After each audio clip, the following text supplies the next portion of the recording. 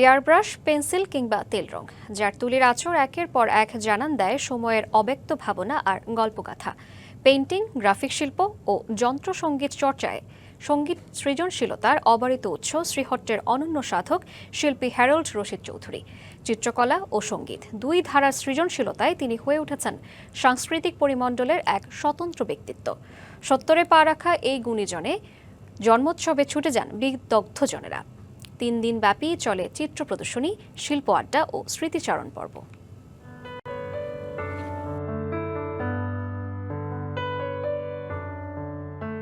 এ যেন শিল্প যাপনের মহাকাব্য।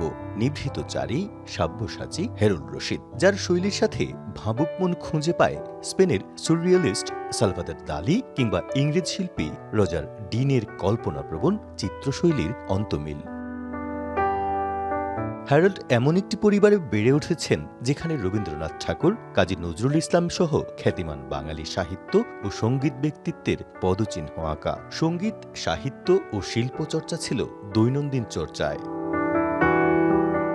লাহোরের আচিশান কলেজে পড়ার সময় চিত্রাঙ্কন ও সঙ্গীতের প্রতি ভালোবাসা গভীর হয়। পরে যুক্তরাজ্যের রাগবি স্কুল এবং নিউপোর্ট আর্ট কলেজে পড়ার সময় তিনি শিল্প ও সঙ্গীতের বিস্তৃত জগতে প্রবেশ করেন। একবার কার্টুনের এক্সিবিশন হয়েছিল ঢাকায়, আমার কার্টুন গিয়েছিল।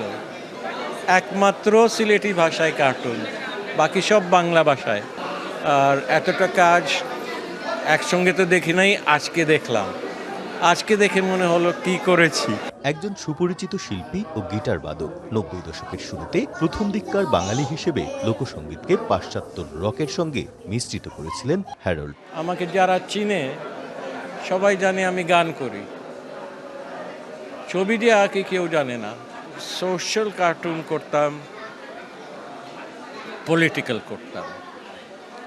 দেশে যা অবস্থা, তখনকার যা অবস্থা ছিল সেইটা নিয়েই করতাম।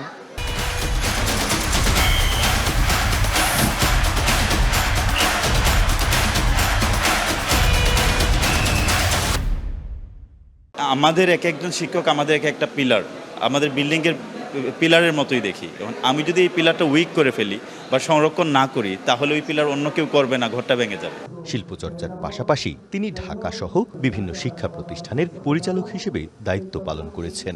জন্মোৎসবে তাঁর জীবন চর্চা নতুন প্রজন্মকে অনুপ্রাণিত করবে বলছেন বিদগ্ধজনেরা। তারা একদিকে যেমন ছবি আঁকা শিখেছেন, আরেকদিকে ভালো ছবি কাকে বলে, গুণী শিল্পীকে, এটাকে তাদেরকে চিনতেও শিখেছে। তারা যে দেশের জন্য, সিলেটের জন্য অত্যন্ত গুরুত্বপূর্ণ ব্যক্তিত্ব, এই জিনিসটাকে তুলে ধরেন। আমাদের অনুপ্রেরণা যোগায় যারা পরবর্তী জেনারেশন যারা আছে, তারা কিন্তু এগুলো মাধ্যমে অনেক কিছু শেখে, অনেক কিছু বুঝতে শেখে, জানতে শেখে যে মানুষকে কি করে,